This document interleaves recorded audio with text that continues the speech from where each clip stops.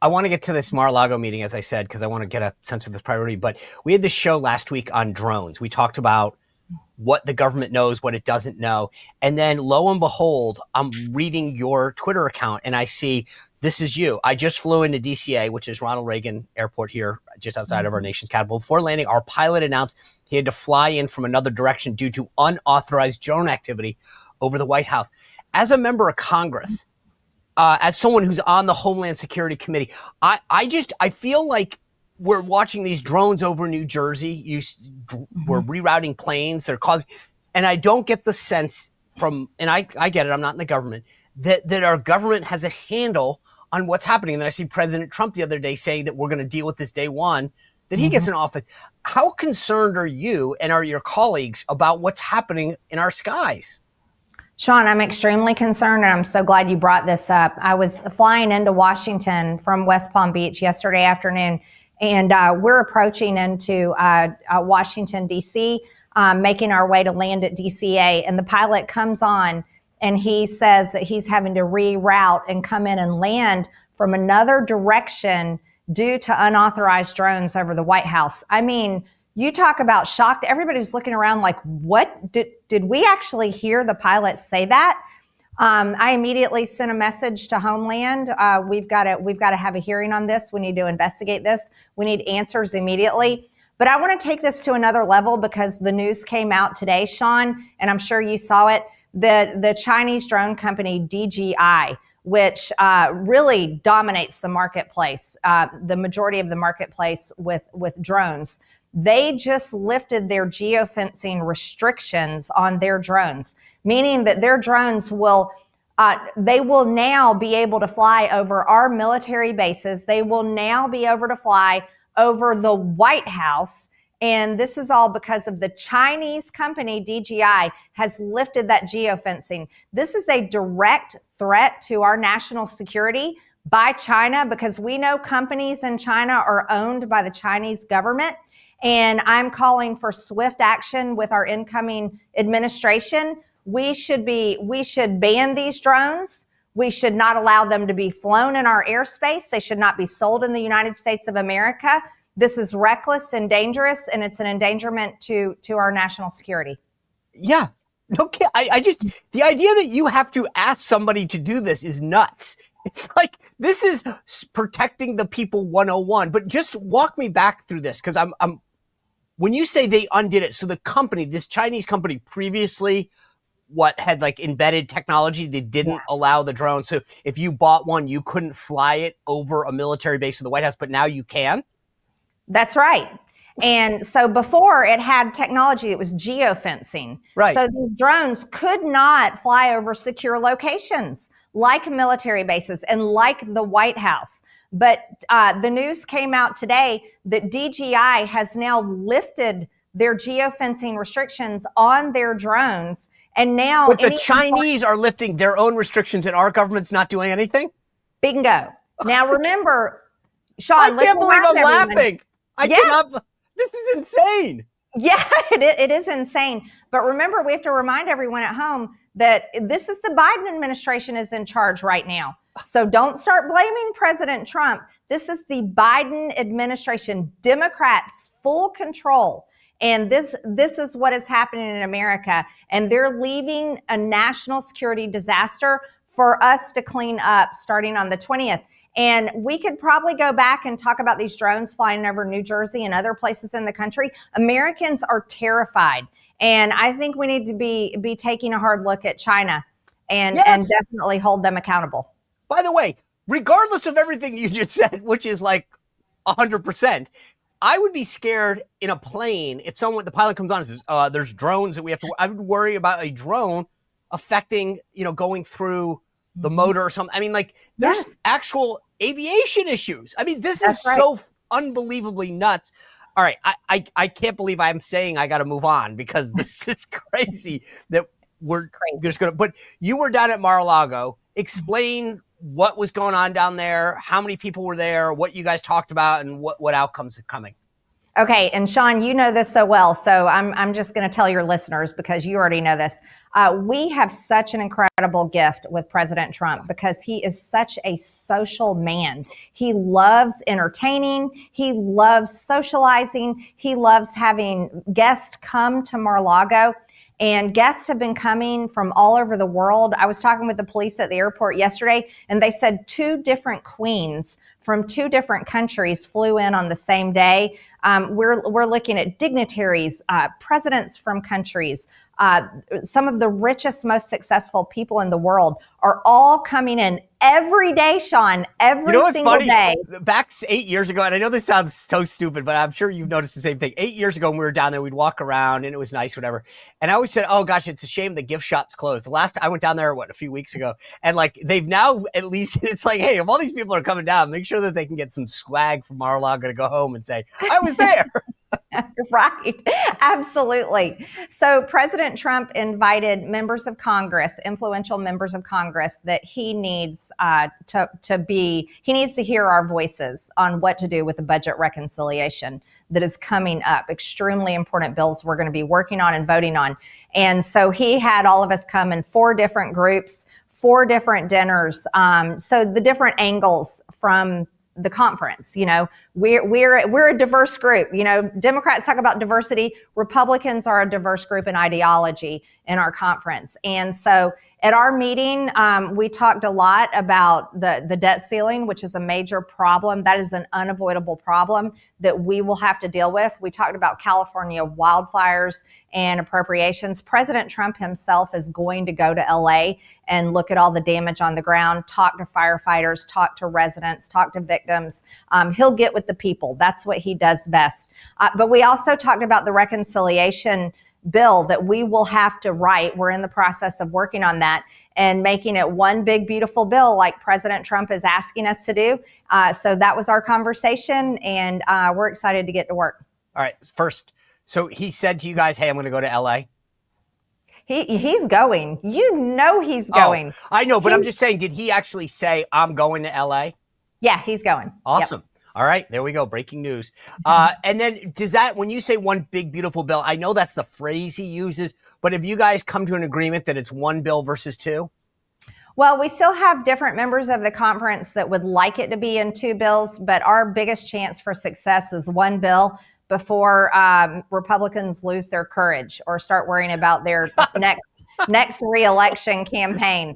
All right, so make the case. Trump. Like, why for the person out there that's listening and says, I don't like, what's the difference? What's 1 versus 2 mean?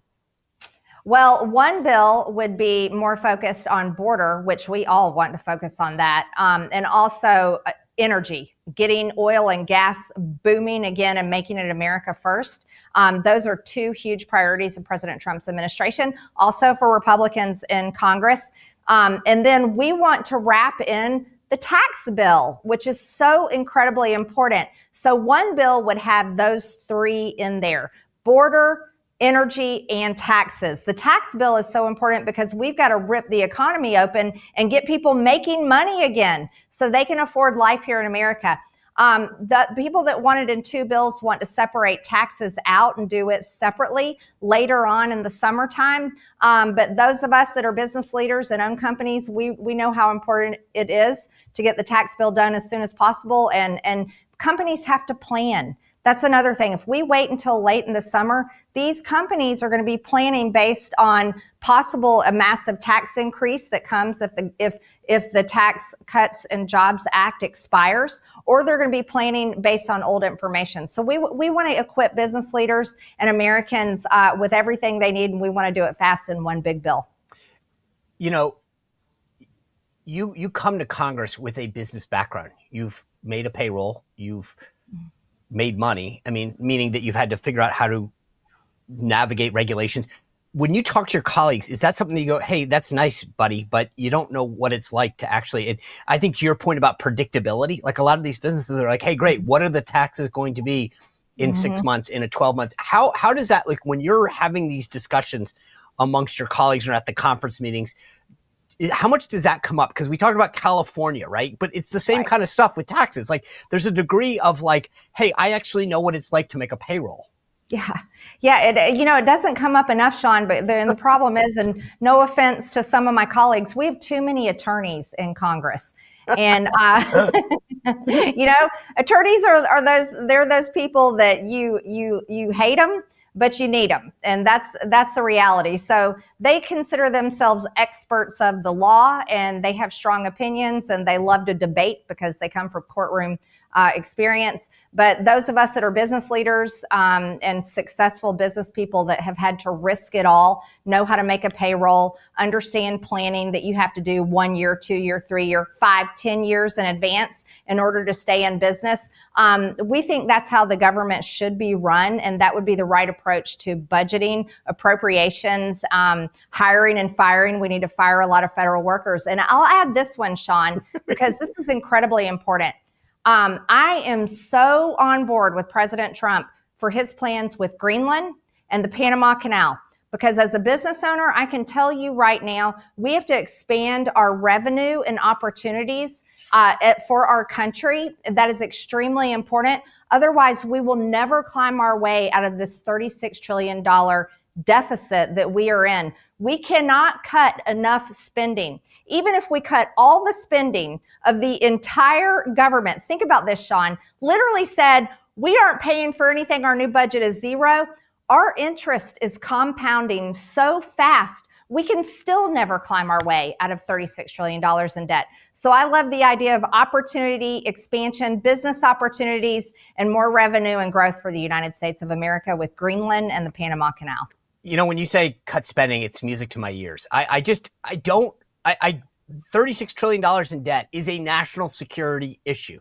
It's an issue that affects the future of our country. Yes. I love hearing you say that. Is this a new tune that other members of Congress, or is this Marjorie Taylor Greene as fighting this on her own? Like, do you think that other members are with you on this? No, we do have other members. There's a lot of members that are very on board with cutting spending. But I think it's one of the most important things we can do. And that's why I'm so excited about my subcommittee on DOGE. We are going to take a hard dive into these departments, into these different sectors of government, and the way American taxpayer dollars have been spent. And we are going to make solutions and provide solutions on how to solve these problems, because we've had enough of the 5-minute committee hearing videos. We've had enough of the strongly worded letters. We need real solutions that Congress can take action on and actually fix these problems. Yeah, my advice, not that everyone cares, but I really think the more that you can start with some tangible ideas that the American taxpayer says, wow, that really is a waste. It may not be some of the biggest chunks, but I think from a PR standpoint, getting people on board with understanding the amount of waste, inefficiency, duplicity that exists in our federal government. So they say, wow, I worked really hard today. I sent Washington money and this is how they used it. Yeah, I'm on the team. Keep going, right? I think we need to build consensus in America that we all get it. Taxes are a way of life. They're right there with death. But the bottom line is I don't want to pay any more than I have to, and I want Washington to be responsible with what I send it. Totally agree. You and I are 100% aligned there. And it's easy to find common ground where it's just common sense. Like, why are we spending this money? I loved when Pete Hegseth said today in his hearing, wow, the Pentagon should actually have to pass an audit. Oh, my God. You mean you should actually have to know how much money you're getting before you ask for a massive raise? Isn't that incredible? That's insane. It is insane. I serve on oversight, and every single year we're like, the Pentagon failed their audit again. I mean, my goodness, what Fortune 500 company, what publicly traded company would be able to even pop their head up publicly if they failed their audit year after year? No, what kid? When my son comes to me and says, can I have $5? I said, what did you do with the 5 that I gave you last week? And he'll say, okay, I spent this, this, and this. And I'm like, sometimes I'll quibble with how he spent it, but at least he can account for it. These guys are like, can we get billions of dollars more? We have no clue what we did with the last billions you gave us, right? That's what I think is critical to me. The other thing, you mentioned the president's agenda. Before I let you go, I just want to, you were the person that when the president said that he wanted to rename the Gulf of Mexico, you went like, got it. And you went and filed legislation right away to change it to the Gulf of America. Mm-hmm. I sort of started doing some research. I see your Twitter account, all these members are jumping on with you. Is this a legislative fix? How does this work, and how successful do you think you're going to be? It's both.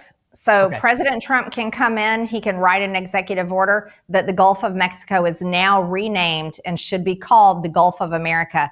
But it is a legislative fix because, let me tell you, we constantly in Congress rename post offices all the time. And you have seen ridiculous things like military bases being renamed, all these different things being renamed because Democrats are so offended by history. Well, we have to do it legislatively because we have to pay for maps to be changed. And that costs money, right? It's not a significant amount of money, but it's an important change. And so we feel like doing it through Congress and aligning with President Trump and what he wants of changing the Gulf of Mexico to the Gulf of America is very much the best America first thing we can do. It's also important, Sean, because let's also realize that it's our country, it's Americans that pay for this, is we police the waters of the Gulf of Mexico. It's our military that goes out and fights drug dealers coming from Mexico, human trafficking coming from Mexico, and also keeps the United States safe through the waters of the Gulf of Mexico. So the Gulf of Mexico doesn't deserve that name.